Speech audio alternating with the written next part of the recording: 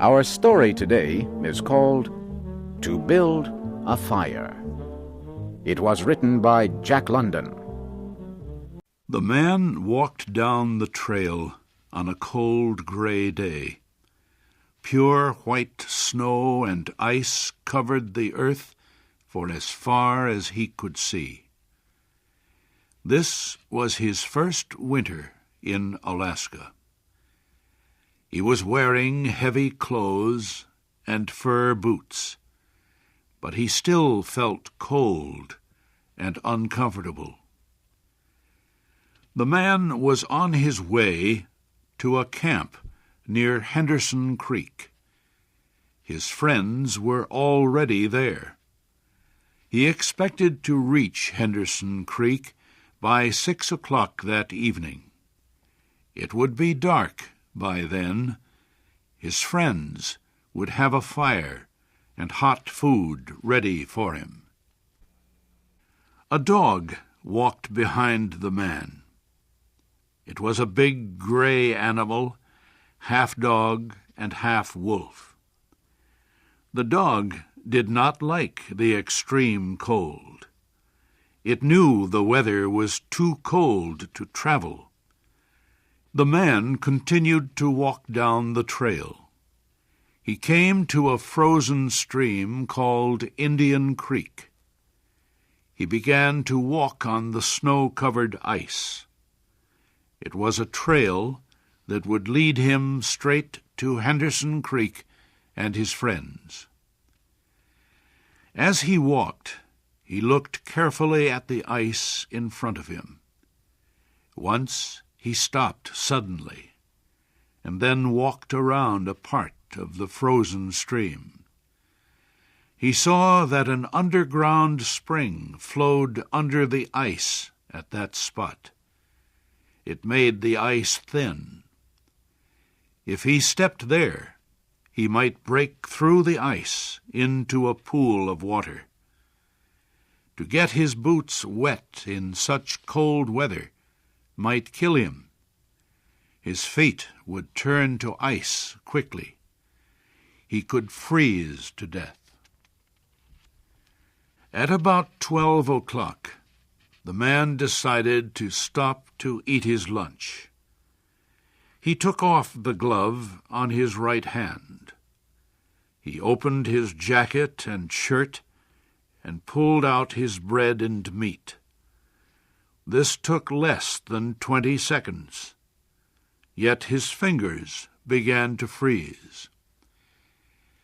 He hit his hand against his leg several times until he felt a sharp pain. Then he quickly put his glove on his hand. He made a fire, beginning with small pieces of wood and adding larger ones. He sat on a snow-covered log and ate his lunch. He enjoyed the warm fire for a few minutes. Then he stood up and started walking on the frozen stream again. A half-hour later, it happened. At a place where the snow seemed very solid, the ice broke. The man's feet sank into the water. It was not deep, but his legs got wet to the knees. The man was angry. The accident would delay his arrival at the camp. He would have to build a fire now to dry his clothes and boots. He walked over to some small trees. They were covered with snow. In their branches were pieces of dry grass and wood left by floodwaters earlier in the year. He put several large pieces of wood on the snow under one of the trees. On top of the wood he put some grass and dry branches.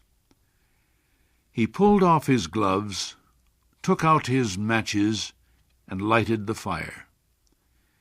He fed the young flame with more wood. As the fire grew stronger, he gave it larger pieces of wood. He worked slowly and carefully. At 60 degrees below zero, a man with wet feet must not fail in his first attempt to build a fire.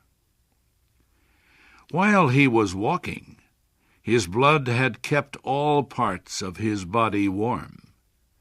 Now that he had stopped, cold was forcing his blood to withdraw deeper into his body. His wet feet had frozen. He could not feel his fingers. His nose was frozen too. The skin all over his body felt cold.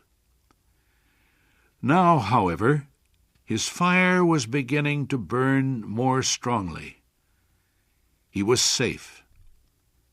He sat under the tree and thought of the old men in Fairbanks. The old men had told him that no man should travel alone in the Yukon when the temperature is 60 degrees below zero.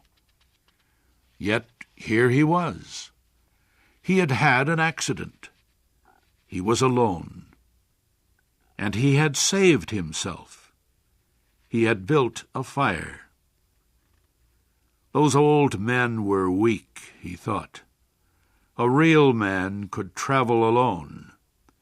If a man stayed calm, he would be all right. The man's boots were covered with ice.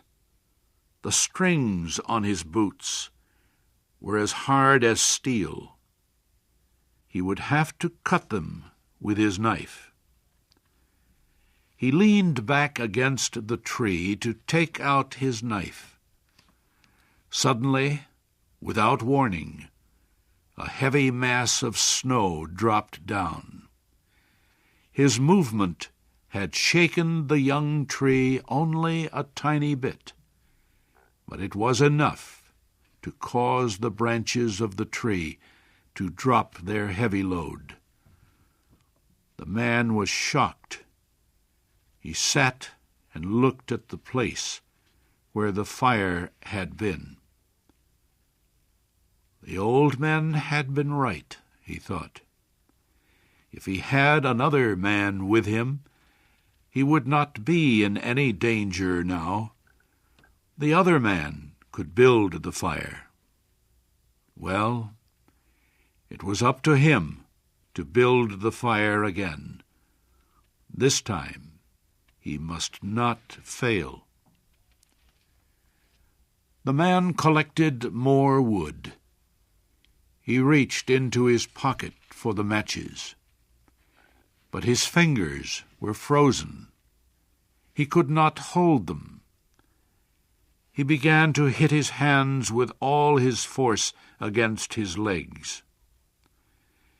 After a while, feeling came back to his fingers. The man reached again into his pocket for the matches. But the tremendous cold quickly drove the life out of his fingers. All the matches fell onto the snow. He tried to pick one up, but failed.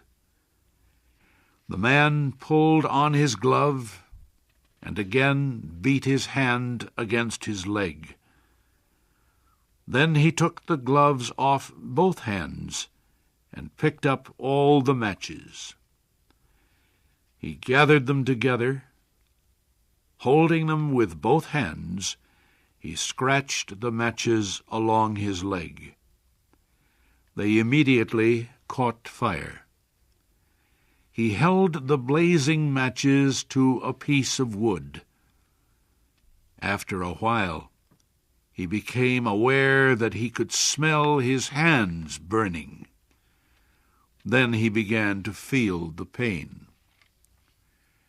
He opened his hands, and the blazing matches fell onto the snow. The flame went out in a puff of gray smoke. The man looked up. The dog was still watching him. The man got an idea. He would kill the dog and bury his hands inside its warm body. When the feeling came back to his fingers, he could build another fire. He called to the dog. The dog heard danger in the man's voice. It backed away. The man called again. This time the dog came closer. The man reached for his knife, but he had forgotten that he could not bend his fingers. He could not kill the dog because he could not hold his knife. The fear of death came over the man. He jumped up and began to run. The running began to make him feel better. Maybe running would make his feet warm. If he ran far enough, he would reach his friends at Henderson Creek. They would take care of him. It felt strange to run and not feel his feet when they hit the ground. He fell several times. He decided to rest a while. As he lay in the snow, he noticed that he was not shaking. He could not feel his nose, or fingers, or feet. Yet he was feeling quite warm and comfortable. He realized he was going to die. Well, he decided he might as well take it like a man. There were worse ways to die.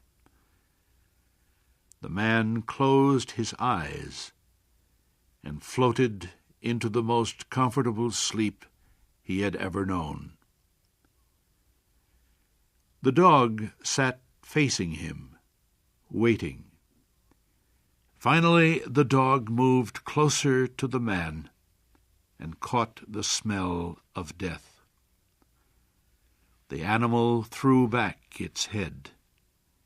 It let out a long, soft cry to the cold stars in the black sky. And then it turned and ran toward Henderson Creek, where it knew there was food and a fire.